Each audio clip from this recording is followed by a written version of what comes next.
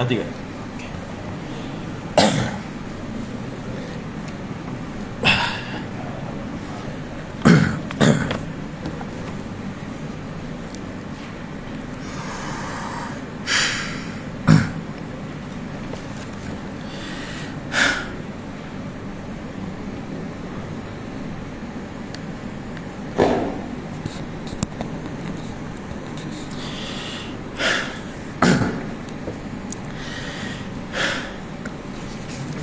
A'udzubillahi minasyaitonirrajim. Bismillahirrahmanirrahim.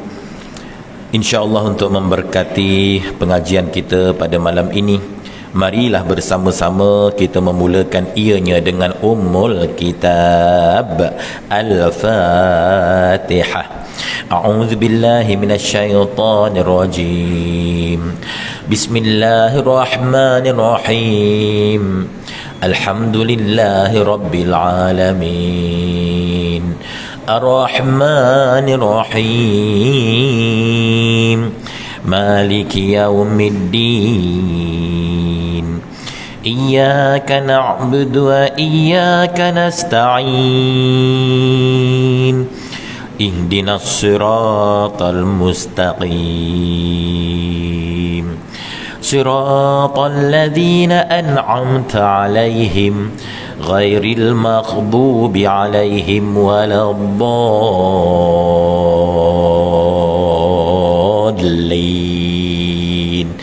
Amin. A'udzu billahi minasyaitonir rajim. Bismillahirrahmanirrahim. Innal hamdalillah nahmaduhu wa nasta'inuhu wa nastaghfiruh. Wa na'udzu billahi min syururi anfusina wa min sayyiati a'malina. May yahdihillahu fala mudilla lahu wa may yudlil falan tajida lahu waliyyan mursyida. Ashhadu an la ilaha illallah wahdahu la syarika lah wa ashhadu anna Muhammadan 'abduhu wa rasuluh.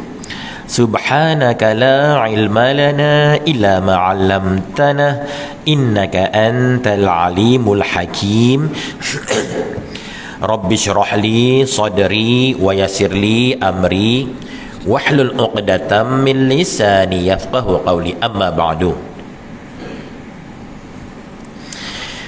Harus ditanam semangat muhibbah agar ukhuwah menjadi kukuh.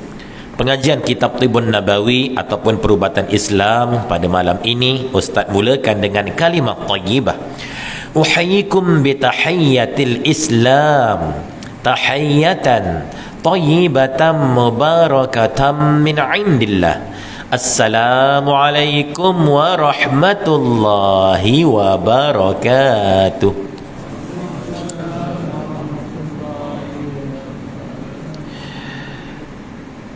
Yang Ustaz bolehkan Al-Fadil, Tuan Imam, barisan Tuan-Tuan Imam, barisan Tuan-Tuan Bilal, seluruh ahli jawatan kuasa Surah An-Nur yang diketuai oleh Tuan Pengerusi, Tuan-Tuan Guru, para alim ulama, para asatizah, para ilmuwan, para cendekiawan, para pencinta-pencinta ilmu, para pencinta kepada majlis-majlis ilmu, muslimin muslimat, hadirin hadirat sidang jemaah yang merupakan bakal-bakal penghuni syurga yang dirahmati oleh Allah dan disayangi oleh nabinya Muhammad sallallahu alaihi wasallam. Jadi ini adalah kuliah yang keempat ya untuk hari ini. Jadi pagi tadi Ustaz kuliah muslimat ya, kuliah duha dekat Masjid Imam Al-Ghazali Manjalara.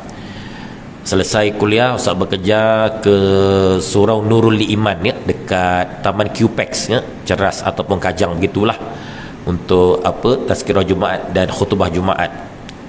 Kemudian daripada situ bekerja pula untuk mengisi kuliah muslimat ya, kuliah muslimat dekat Surau Al-Ikhlas Sijangkang ya, Sijangkang. Daripada Sijangkang ziarah sebentar rumah mak ayah Ustaz ya, bertanyakan khabar dan apa juga khidmat yang perlu dibantu, dibuat, diperlukan. Daripada Sijangkang terus ke sini ya, Masya Allah. Kata orang tak sempat nak ambil nafas lagi. Ambil nafas ya. Okey dah lega Alhamdulillah. Syukur, mudah-mudahan Allah bagi kekuatan, bagi kesihatan ya. Sebab Nabi bersabda, maksudnya ada dua nikmat yang selalu dilupakan oleh manusia, iaitulah nikmat sihat dan nikmat waktu lapang ya. Jadi kesihatan yang Allah bagi, kita guna sebaik yang mungkin, semaksimum yang mungkin untuk memberi manfaat kepada sesama manusia. Kerana sabda Rasulullah sallallahu alaihi wasallam, khairun nas anfa'uhum linnas, sebaik-baik manusia ialah manusia yang paling banyak memberi manfaat kepada manusia lain. Tak kiralah apa juga bentuk kebaikan-kebaikan, guna tenaga kita untuk berkongsi manfaat. Jangan kita hanya duduk rumah ya, lepak-lepak atau bercuti makan angin ya, tak peduli tentang masyarakat, tak peduli tentang orang lain, tak peduli jiran tetangga kita yang kelaparan, yang kemiskinan dan sebagainya. Masya Allah ya. Jadi curahkan khidmat bakti sementara hayat di kandung badan, sementara nyawa belum sampai ke halkum ya.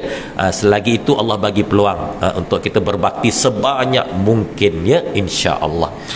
Baik, malam ini kita masuk ya, hadis yang ke-63, betul ya? Okey, tajuknya mengubati penyakit dengan Oud Hindi. Apa makna Oud Hindi? Bunyi Hindi-Hindi ni macam Hindustan ya. Hindi ni kalau bahasa Arab, Hindi ni India. Kalau Hunud tu orang Hindu. Hunud orang Hindu. Kalau Hindi itu India. Jadi Oud Hindi ni apa? Oud Hindi ini adalah kayu India ataupun lebih dikenali sebagai kayu gaharu ya, kayu gaharu. Baik, mengubati penyakit dengan Oud Hindi. Bismillahirrahmanirrahim. An Ummi Qaisin binti Mihsanin qalat sami'tu an-nabiy sallallahu alaihi wasallam yaqulu alaikum bihadha al-'ud al-hindi fa inna fihi sab'ata ashfiyatin yusta'atu bihi min al-'udhrati wa yuladdu bihi min dhatil jambi wa dakhaltu 'ala an-nabiy sallallahu alaihi wasallam bi ibni li lam ya'kul at-ta'ama fabala alaihi fada'a bima'in farasha alaihi. Terjemahannya, dari Ummu Qais bin Mihsan radhiyallahu anha menceritakan, aku telah mendengar Nabi sallallahu alaihi wasallam bersabda, hendaklah kamu menggunakan Oud Hindi, yakni kayu wangian India ya, kayu wangian India. Kita sebut kayu gaharu. Padanya ubat ataupun penyembuhan bagi 7 penyakit, antaranya menitiskannya ke dalam hidung untuk mengubati al-uzrah ya. Al-uzrah, uzrah ni dia macam tonsil ya, bengkak pada bahagian tekak ni, dan dimasukkan ke dalam mulut melalui sebelah kanan atau kirinya untuk mengubati zatil jambi ya, zatil jambi. Zatil jambi ni radang pada bahagian paru-paru. Jadi tadi yang menitiskan ke dalam hidung kita dah belajar dulu, itu namanya su'ud perubatan su'ud. Su'ud ni menitiskan air dalam hidung. Kalau orang Melayu sebut bergurah. Kemudian yang menitiskan air melalui mulut, sama ada mulut bahagian kiri ataupun kanan, ini disebut ladud ya, ladud, perubatan ladud namanya. Baik. Aku masuk bertemu Nabi SAW dengan membawa anak lelakiku yang belum makan sebarang makanan. Maknanya 2 tahun ke bawah lah, menyusu ibu. Tiba-tiba anakku itu kencing di atas ribaan baginda. Baginda meminta air dan merenjis ke atas pakaiannya yang terkena air kencing itu. Sahih Al-Bukhari dalam kitab At-Tib. Masya Allah ya. Daripada hadis ini dapat hukum fiqh, macam mana nak mensucikan najis kanak-kanak lelaki ya, umur 2 tahun ke bawah. Disebut najis apa tu? Dia kan ada najis mughallazah, tu najis yang berat, tu khinzir ya, dan anjing ya, Masya Allah. Lepas tu najis mutawassithah najis pertengahan. Kemudian paling ringan namanya najis mukhaffafah, yang ringan. Itulah antaranya ya. Masya Allah. Jadi Nabi menunjukkan cara hanya direnjiskan saja, dialirkan saja. Masya Allah. Baik, lihat ulasan hadis. Di dalam hadis di atas Nabi menyebutkan dua cara pengobatan dengan menggunakan kayu India ya, kayu India ni disebut tadi apa, ud hindi ya, masya-Allah ya, ud hindi. Jadi dia ada dua istilah ya. Pertama ud hindi. Yang kedua qistul hindi. Apa beza ya? Ud hindi dan qistul hindi ada sama, dua-dua pun kayu gaharu. Dua-dua pun kayu gaharu. Cuma qistul hindi dia ada dua. Pertama qistul hindi, kedua qistul bahri. Qistul hindi ini kayu gaharu hitam. Nama pun hindi ya, hindi, kayu gaharu hitam. Yang kedua qistul bahri, iaitu kayu gaharu putih. Kayu gaharu putih. Dan kayu gaharu hitam dia sifatnya lebih panas berbanding dengan kayu gaharu yang berwarna putih ya. Kalau kita tengok dalam perubatan tradisional Melayu, ada tongkat ali.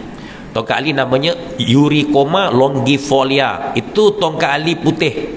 Satu lagi Eurykoma longifolia jack. Bukan Jack Sparrow ya. Eurykoma longifolia jack itu tongkat ali hitam. Ada tongkat ali putih dan tongkat ali hitam. Tongkat ali hitam sifatnya lebih panas berbanding dengan tongkat ali putih, walaupun tongkat ali putih tetap panas sifatnya ya. Masya Allah ya. Tongkat ali ni antaranya dia baik ya untuk nak merawat masalah afrodosiaks. Buka kamus apa itu afrodosiak. Susah menyebutnya, lain macam ya, afrodosiak. Boleh buka kamus DBKL pula ya, DBP Dewan Bahasa Pustaka ya. DBKL pula. Baik. Kemudian kita lihat okey.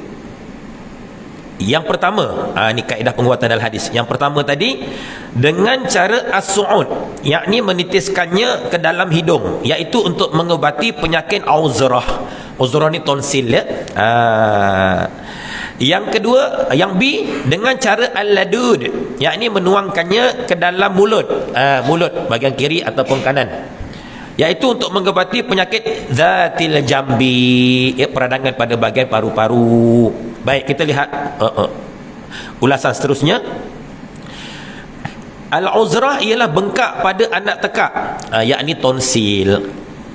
Zatil jambi pula ialah penyakit radang selaput paru-paru dan toraks yang menyebabkan dada dan rusuk terasa sakit. Kadang-kadang bahagian dada, bahagian rusuk ada rasa sakit.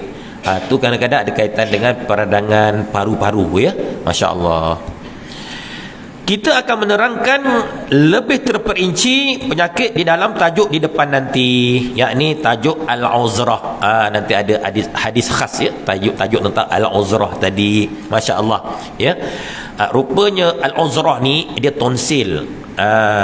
Jadi baru kita dapat tahu kalau siapa ada masalah berkaitan kelenjar ya, tak kira sama ada tonsil ataupun thyroid. Ya, thyroid ya. Dua masalah ni rupanya ubatnya ada pada kayu gaharu ya, kayu gaharu. Masya Allah. Kadang kita pening juga nak makan ubat apa ya kalau kena tonsil, nak makan ubat apa ya kalau kena thyroid.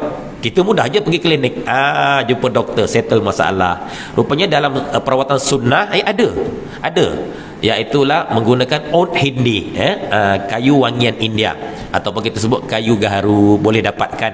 Hari tu Ustaz ada jumpa, Ustaz pergi dekat bangunan PKNP ke apa yang ada bank Islam tu, dekat Shah Alam tu kan, yang ada bank Islam tu. Masuk dalam tu, kalau dulu sebelah kanan tu dia ada macam kedai kecil.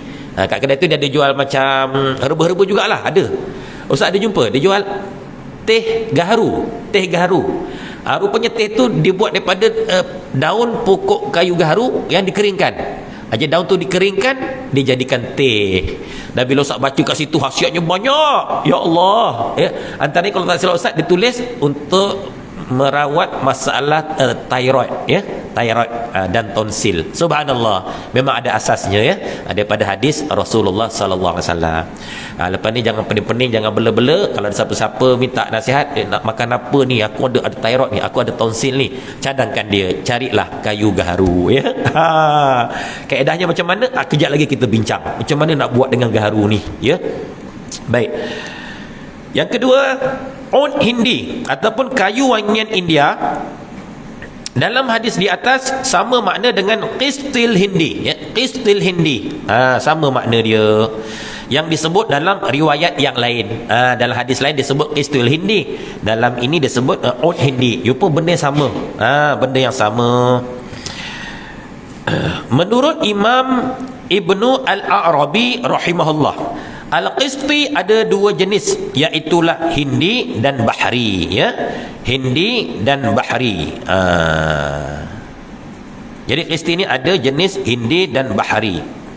Hindi, Ustaz cakap macam lah, dia ada dua jenis. Pertama jenis Hindustan, kedua jenis Bollywood. Ustaz gurau saja tuan-tuan. Okay, hindi kan. Yang kedua bahri. Baik. Jenis hindi berwarna hitam. Sedang bahari pula berwarna putih. Ya, warna hitam, warna putih. Hari tu Ustaz ada singgah satu kedai buah-buahan tau. Ustaz pelik. Dalam balang tu dia ada jual, tak silap Ustaz, bawang hitam. Terperanjat Ustaz.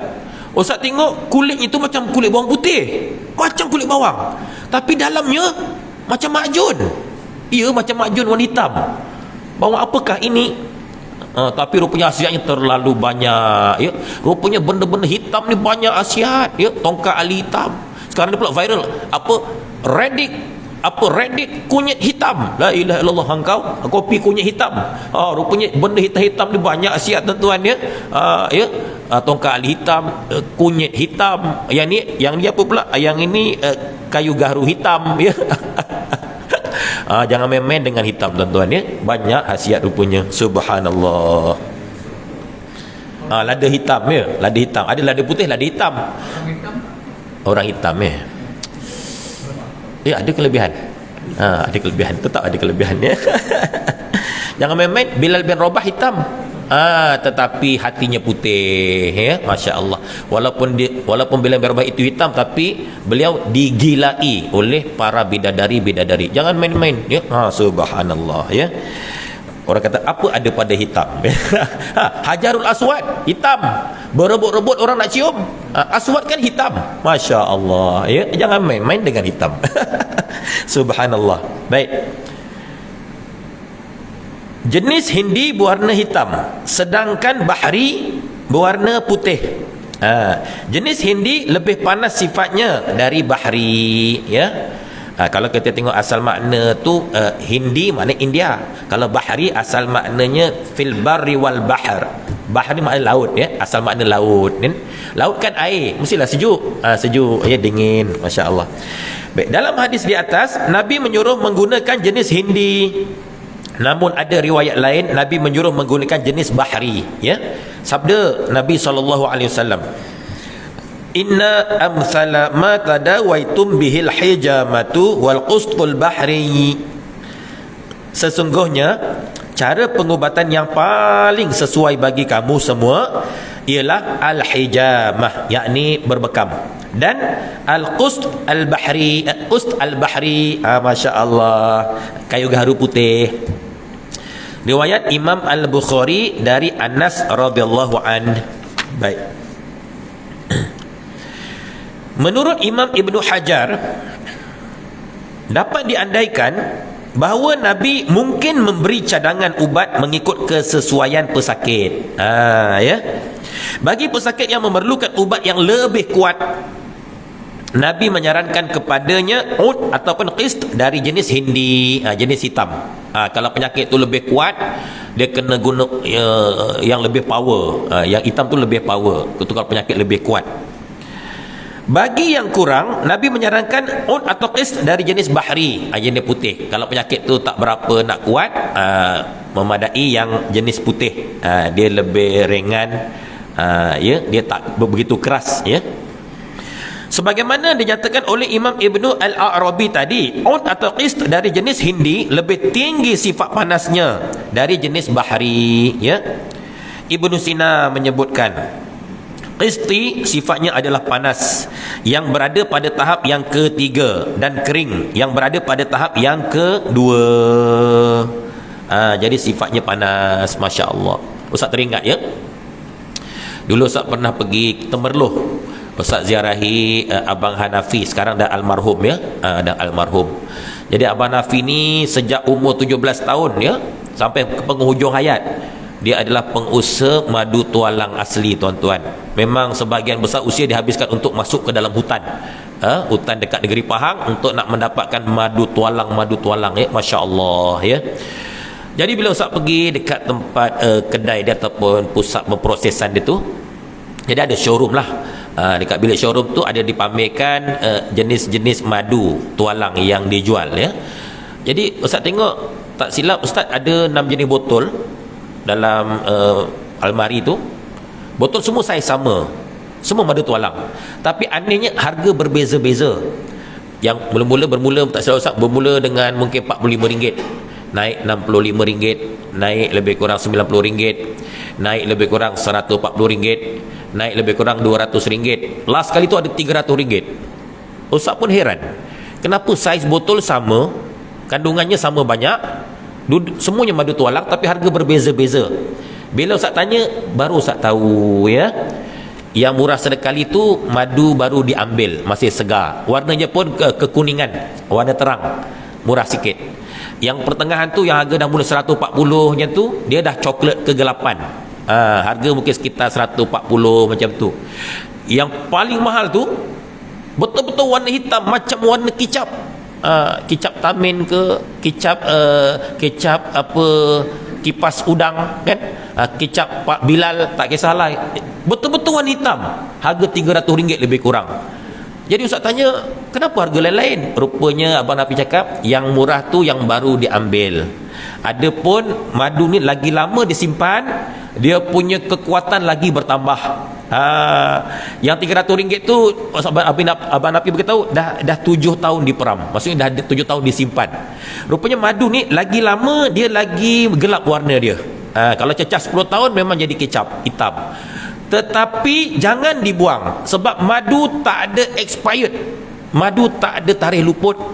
Madu asli dia tak akan rosak sampai bila-bila dengan izin Allah. Kerana apa? Kerana kuman tak boleh hidup dalam madu. Kuman tak boleh hidup dalam madu, bakteria, virus apa semua tak boleh dalam madu asli. Sebab itu ada orang menjumpai lekitan madu, ya, dekat tempat pemakaman Firaun, ya, dekat piramid sana.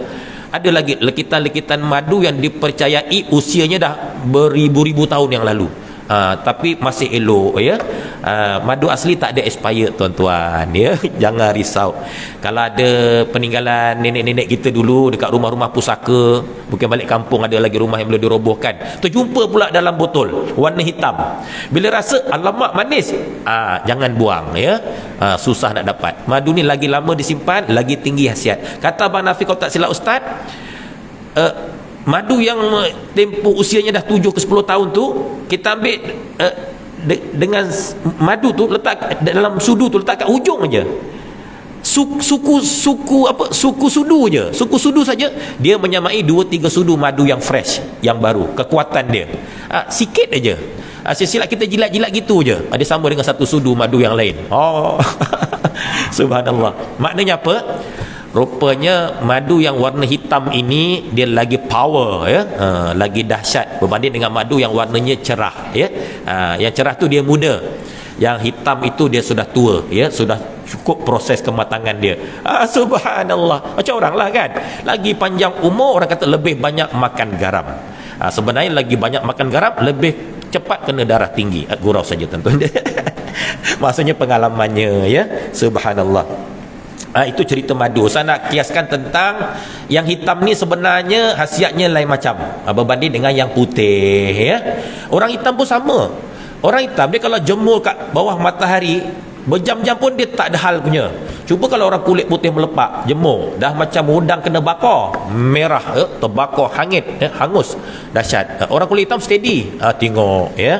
Itulah antara kelebihannya. Baik, kita lihat azan. Belum, belum. Okey, belum lagi. Okey, baik. Okey, tengok muka surat sebelah pula, ya. Nombor 3. Di dalam hadis di atas, Nabi menyebutkan ud atau qist hindi itu dapat menyembuhkan 7 penyakit. Namun yang dijelaskan Nabi hanya 2 sahaja. 2 sahaja. Nabi sebut tentang apa tadi? Penyakit uzrah dan zatil jambi.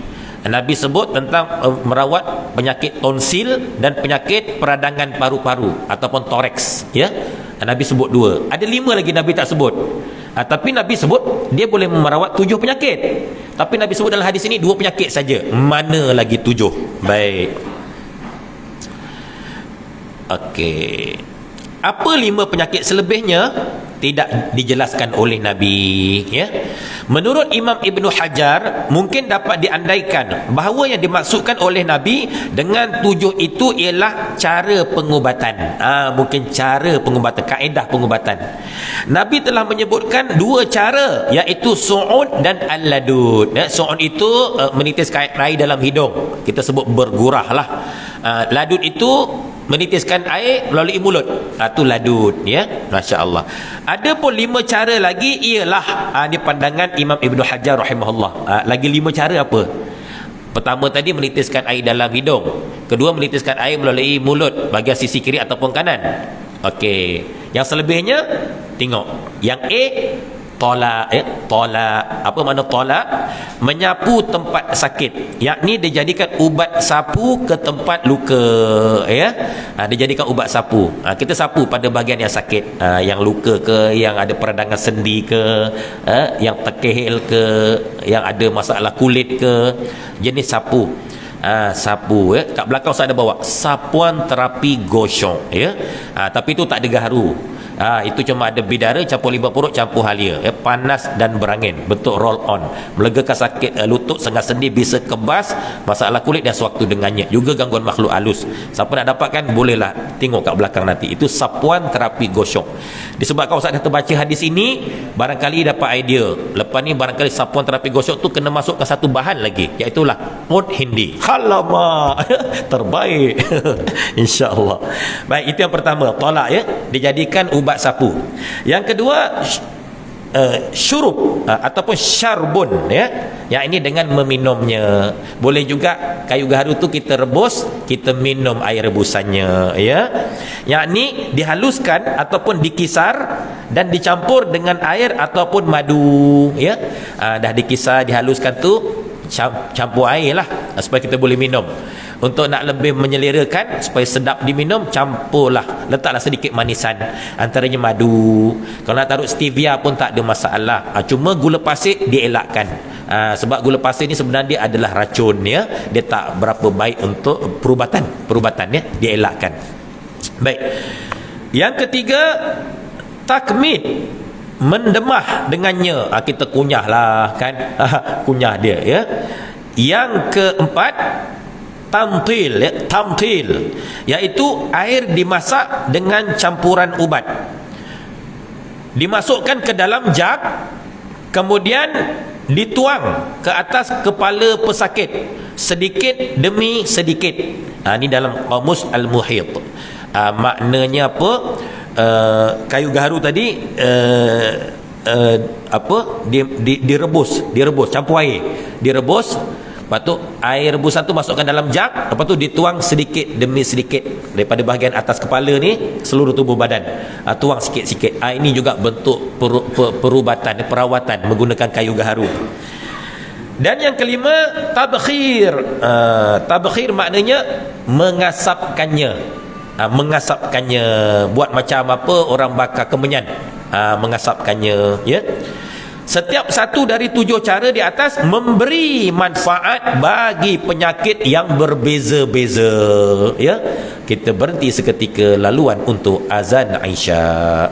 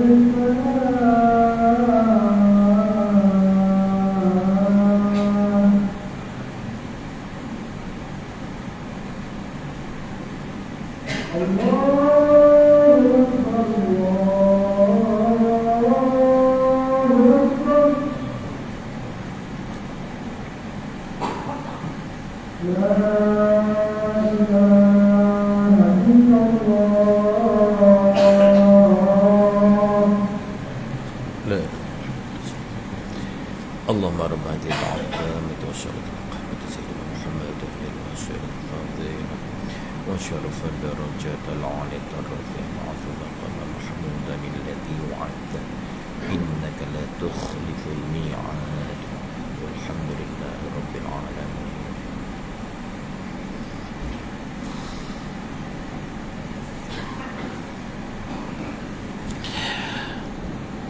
Baik, kita sambung sikit lagi. Jadi itulah beberapa bentuk perawatan menggunakan ud hindi ataupun qistul hindi, yakni kayu wangian India, ataupun kita panggil dia sebagai kayu gaharu, ya. Rupanya ada pelbagai kaedah. Sebab kalau kita tengok pokok gaharu itu, dia semua ada khasiat, ada kelebihan, daripada akar dia sampai batang dia sampai daun-daun dia. Daunnya boleh buat teh, ya, teh kayu gaharu. Subhanallah. Jadi kesimpulannya malam ni kita dapat pengajaran antara penyakit yang boleh dirawat menggunakan gaharu, iaitu tonsil dan juga thyroid. Kemudian penyakit zatil jambi, yakni peradangan paru-paru, ya, masya-Allah. Yang tadi itu uzrah tu tonsil, masya-Allah. Dan kaedahnya tu macam-macam tadilah, sebagaimana yang disebutkan. Dan sudah pasti kayu gaharu ni sifatnya panas, ya, panas. Dan dalam kaedah perubatan Islam, kalau kita menggunakan bahan-bahan yang bersifat panas, perlu digandingkan, ya, atau dikombinasikan dengan bahan yang bersifat sejuk, ya, supaya dia seimbang. Sebagaimana hadis yang biasa Ustaz kongsi, ya, an Abdullah ibn Ja'far radhiyallahu anhu qala ra'aitu Rasulullah sallallahu alaihi wasallam ya'kulur rutaba bil qitha, rawahu al-Bukhari. Maksudnya daripada Abdullah bin Ja'far radhiyallahu anhu telah berkata, aku pernah melihat Rasulullah sallallahu alaihi wasallam makan buah kurma basah dengan timun, ya. Hadis riwayat Imam Bukhari. Baik. Jadi Imam Al-Qurtubi rahimahullah menilai hadis ini dari sudut perubatan Islam. Imam Qurtubi kata kurma basah, ya, kurma basah yang Nabi makan itu sifatnya panas, manakala qitha, yakni timun yang Nabi makan itu sifatnya sejuk. Rupa-rupanya Nabi selalu dalam pengambilan makanan, kalau Nabi makan makanan yang bersifat panas, Nabi mesti akan menggabungkan dengan makanan yang bersifat sejuk, menjadikan tubuh badan kita tak panas dan tak sejuk. Maknanya dia sedang-sedang, dia pertengahan, menjadikan kita sihat, ya, kita sihat. Sebab tu kita kalau nak minum air, kalau air itu tengah panas sangat, kalau boleh tunggu seketika, ya, supaya air itu dingin sedikit, ya. Jangan masa tengah panas menggelegak-gelegak tu kita minum, melecur mulut, kan, dia tak baik rupanya untuk kesihatan. Tunggulah dingin seketika, ya, masya-Allah. Begitu juga air. Kita hari ni banyak betul minum air batu, ya. Zaman Rasulullah dulu tak ada peti ais, tak ada freezer. Jadi pastinya Nabi tak pernah minum air batu, ya. Jadi kalau air sejuk zaman dulu tu macam bila ni kira air sejuk lah ni zaman dulu. Sebab tak ada freezer, peti ais tak ada. Maknanya Nabi tak pernah minum air sirap yang dimasukkan air batu. Betul tak? Logiknya lah. Tak tahu kalau dah ada teknologi peti ais zaman tu kan. Kita hari ni tak sihat sebab kita banyak bercanggah dengan fitrah. Kita minum yang panas-panas, tengah berasap-rasap tu, menggelegak-gelegak, masa tu kita minum. La ilaha illallah. Tunggu. Sebab penghuni neraka tu dibagi minum air yang menggelegak. Penghuni neraka tak cukup dengan air menggelegak, dia bagi danur. Apa tu? Macam cairan yang keluar daripada mayat yang dah beberapa minggu tak ditanam. Itulah minuman penghuni neraka. Dan minuman itu bukan untuk menghilangkan haus, malah menambah azab siksa kepada penghuni-penghuni neraka. Wal'ayadzubillah, ya. Rupanya kita tak elok minum air panas-panas menggelegak ni kan. Tunggulah sejuk seketika kan. Sabar, bawa tenang, takkan lari gunung dikejar kan. Begitu juga bila kita minum air sejuk, kita letak air batu, lain macam sejuknya kan. Sebab tu kadang-kadang kita tak berapa nak sihat, ya. Sebab banyak makan minum kita bercanggah dengan fitrah, bercanggah dengan sunnah sebenarnya, bercanggah dengan sunnah. Kalau betul kita ikut sunnah, insya-Allah kita sihat, ya. Dan lah tak cukup dengan panas, kita tiup pula supaya cepat sihat, sebenarnya lagilah bermasalah. Sebab lagi kita tembus, lagi air itu tak bagus untuk kesihatan. Sebab bila kita tembus, kita membebaskan karbon dioksida. Air pula adalah gabungan komponen H2O, H2O, hidrogen 2, oksigen 1, H2O. Kita hembus ini mengeluarkan CO2, karbon dioksida. Jadi bila karbon dioksida bercampur dengan H2O, dia sama juga H2CO3.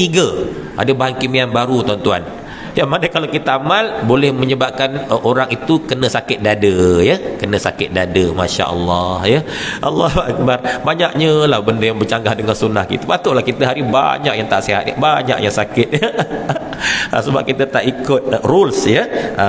Ikut apa peraturan-peraturan yang sebenarnya. Itu antaranya. Baik. Subhanallah. Ini jenis-jenis yang panas, ya. Begitu juga tuan-tuan kalau kita makan daging, ya. Daging ni sifatnya panas. Kalau tuan-tuan cek kolesterol, orang tinggi kolesterol mesti doktor akan nasihat kurangkan makan daging merah. Daging merah maksudnya daging lah, daging ni secara umum dia bersifat panas, tak kira lah apa juga daging ya. Secara umum dia bersifat panas ya. Yang tak panas tu ikan tak panas. Kalau yang lain tu panas lah ya. Daging unta panas, daging kerbau panas, daging kenguru panas, daging rusa panas ya. Daging lembu panas. Sebenarnya semua panas. Ada kawan ustaz kat Mesir, dia lagi dahsyat. Dia beli bob tuan-tuan, biawak padang pasir. Sebab dia nak tahu macam mana rasa. Lepas tu disembelih tuan-tuan. Disembelih tak mati-mati dog tu. Lepas tu kawan ustaz pernah mengantuk, tak mati-mati tunggu dog tu nak meninggal dunia. Malam tidur, besok subuh bangun tengok hidup lagi dog. Rupanya dog dia tak akan mati setelah disembelih, melainkan lepas 16 jam. Lepas 16 jam baru dia mati. Dog dia panjang nyawa. Walaupun kita sembelih putus urat merikh dia, urat kerongkong dia putus, dia tak akan mati tuan-tuan sampai 16 jam. Sebab tu dog digunakan, antara khasiatnya digunakan untuk apa-apa yang perlu dipanjangkan nyawa. Sebagaimana panjangnya nyawa dog tadi ya. Faham majalah tuan-tuan ya. Subhanallah. Dan bila kawan ustaz dah sembelih, dog tu dah mati, dia masak, dia buat sup tuan-tuan. Dia buat sup ya. Jadi seisi rumah kawan ustaz tu dengan sahabat-sahabatnya semua makan sup daging dog tadi ya. Dan malam itu menyaksikan ahli rumah tu semua tak dapat tidur malam tuan-tuan. Kawan ustaz dia buka baju tuan-tuan, dia tidur bawah kipas, tak boleh tidur malam sampai ke subuh tuan-tuan. Panas tuan-tuan, jangan cari pasal tuan-tuan ya. Jadi jenis-jenis daging ni dia panas. Cuma tahap panasnya berbeza-beza lah. Kalau dog tadi dia luar biasa panasnya. Kalau yang lain tu begitulah. Subhanallah. Jadi bila kita makan jenis-jenis panas, kalau boleh kita susuli dengan minum air yang bersifat sejuk. Air itu akan mendinginkan, dalam masa yang sama dia potong kolesterol ya. Ustaz kongsikan ya secara ringkas, mungkin Ustaz dah kongsikan sebelum ni. Pertama, lepas makan jenis-jenis daging ya yang menambah kolesterol, pertama minumlah air lemon ya. Lemon ini dia mendinginkan dan juga vitamin C sangat tinggi, bahkan dia potong kolesterol ya dalam darah kita, bagus. Dan lemon dia juga mengandungi bioflavonoid yang sangat tinggi. Dan bioflavonoid dia tak akan hilang walaupun direndam dalam air yang mendidih. Vitamin C hilang, bioflavonoid tak hilang. Dekat mana bioflavonoid tu? Antara kulit dengan isi lemon. Dia ada selaput putih. Selaput putih itu diperkaya dengan bioflavonoid ya. Dia bersifat antioksidan. Sebab tu kalau kita rajin ya, sebelum tidur malam ambil lemon, potong dengan kulit sekali tau. Potong, masukkan dalam air 1 jam, masukkan. Lepas tu biarkan semalaman. Besok pagi baru kita minum. Mesti ada rasa pahit-pahit sikit. Sebenarnya pahit-pahit sikit tu sangat bagus sebab ada bioflavonoid ya, bersifat super antioksidan ya. Subhanallah. Antaranya untuk nak membantu merawat kanser. Vitamin C memang tinggi. Cuma kalau lemon diperah dalam air panas, hilang vitamin C. Tapi bioflavonoid takkan hilang. Dan lemon satu-satu buahan paling ajaib dalam dunia. Kerana dia masam, maknanya sifatnya asid. Tapi bila kita minum, masuk ke dalam usus, dia akan bertukar menjadi sifat alkali ya. Orang barat setiap pagi mereka minum lemon. Tujuannya supaya sepanjang hari itu perutnya bersedia menerima apa-apa juga makanan yang bakal masuk yang bersifat asid, akan dineutralkan oleh kealkalian lemon tadi, menyebabkan kita sihat. Yang kedua, lepas makan jenis-jenis daging yang memanaskan badan, yang meningkatkan kandungan kolesterol dalam darah, minumlah air limau kasturi ya, ataupun air limau nipis. Limau kasturi dan limau nipis ini dia berupaya memotong kolesterol dalam darah kita. Dan limau kasturi pada kulitnya ada satu bahan aktif, dia bersifat anti-kanser. Sebab tu kalau minum air limau nipis, kalau boleh jangan minum airnya saja, bahkan kunyah dengan kulit-kulitnya sekali, telan. Bagus tuan-tuan ya, khasiatnya sangat tinggi. Subhanallah. Yang ketiga, lepas dah makan jenis-jenis daging ataupun apa juga yang boleh menambah kandungan kolesterol dalam tubuh badan, minumlah air tembikai ya. Tembikai isinya warna merah. Darah kita juga warna merah. Merah dengan merah. Rupanya dia berupaya untuk menstabilkan darah kita. Antaranya menstabilkan kolesterol ya. Merah dengan merah. Subhanallah. Luar biasa rupanya tembikai. Dan dia pun bersifat sejuk. Baik, yang keempat, lepas makan jenis-jenis daging yang memanaskan badan, minumlah air timun, tuan-tuan ya. Air timun, macam hadis yang Ustaz dah baca tadi ya. Nabi makan buah kurma basah dengan timun. Timun ni dia dingin, dia sejuk. Bukan saja dia boleh mengawal paras kolesterol, bahkan air timun juga dia sangat baik mengawal paras gula dalam darah. Ya, bagus. Sebab tu buah timun dia tak manis, tuan-tuan. Dia tak manis. Kalau kita minum kan dia tawar begitu je. Kalau boleh bila dah blender buat jus timun, jangan campur gula, jangan campur air batu, biarkan begitu saja. Kalau pun nak manis, campurlah madu asli ataupun stevia ya. Tu bagus. Orang kecil manis amal minum air timun setiap hari ya, dia mengawal paras gula. Baik, yang kelima, setiap kali lepas makan jenis-jenis daging yang boleh menambah kolesterol, yang memanaskan badan, minumlah air nenas ya. Air nenas ananas ataupun pineapple ya. Sekarang ni ada nenas madu, nenas Yankee, nenas MD2 ya, nenas terbaik di abad ini ya, manis lain macam, tuan-tuan. Jadi nenas ini di samping seratnya tinggi, baik untuk orang yang sembelit dan masalah pengadaman, vitamin C juga sangat tinggi, dan nenas diperkaya dengan satu bahan yang boleh mengawal paras asid urik dalam tubuh badan. Orang yang ada masalah peradangan sendi ya, rheumatism, arthritis juga go out ya, iaitulah gout. Mereka sangat elok minum air nenas setiap hari, tuan-tuan. Nenas setiap hari. Sebab apa ya jadi sakit sangat bahagian-bahagian sendi? Sebab lebihan asid urik tadi telah membentuk kristal. Kristal sangat keras dan dia tajam-tajam, tuan-tuan. Benda tajam ini kena lawan dengan sesuatu yang bersifat tajam. Apa yang sifat tajam? Nenas tajam, tuan-tuan. Sebab tu orang dulu-dulu kalau ibu mengandung sebulan 2 bulan, kalau boleh elakkan makan atau minum air nenas. Sebab kadang-kadang boleh menjadi asbab keguguran, sebab dia tajam, tuan-tuan. Jadi asid urik yang tajam tu dapat dilawan dengan nenas yang tajam dengan tajam. Jadi pak tajam ya. Masya-Allah. Tu dia air nenas. Jadi itulah 5 air yang elok kita minum ya. Setiap kali kita makan jenis-jenis yang boleh menambah kolesterol dan memanaskan badan. Dia bersifat dingin. Jadi badan kita taklah panas sangat lepas tu. Sebab yang tu semua dingin. Tambah lagi yang keenam, kalau yang luar negara, air ruman, tuan-tuan. Ruman ni bukan negeri Rom, tuan-tuan. Ruman ini ialah delima. Delima.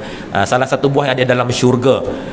Delima diperkaya dengan vitamin C yang sangat tinggi, bersifat anti kanser, dan dia dinobatkan sebagai super food ataupun super antioksidan. Ya, dia mengenyahkan toksik sangat baik ya. Jadi siapa bahajat nakkan air delima dan air nenas boleh dapatkan kat belakang sana, tuan-tuan ya. Ada juga air jambu batu Ustaz bawa. Rupa-rupanya, tuan-tuan, air jambu batu sangat baik merawat masalah kulit, tuan-tuan. Baru-baru ni Ustaz ada sembang dengan seorang hamba Allah dekat Masjid Darul Mutakin Sungai Udang. Kawannya ada masalah kulit dah bertahun-tahun, tuan-tuan. Tak tahulah eczema ke psoriasis. Masalahnya dia mengalami kegatalan. Bila gatal dia tak tahan, dia mesti nak garu. Bila dia garu, kulit rosak lah. Sampai bila pun susah nak sembuh, walaupun makan macam-macam ubat. Akhir sekali dia dapat petua. Dia beli jambu batu, dia blender, tuan-tuan, dengan kulit-kulitnya sekali. Kulit jangan buang, tuan-tuan. Khasiat paling tinggi pada bahagian kulit. Lepas beberapa hari dia amal minum air jambu batu, kegatalannya pun hilang.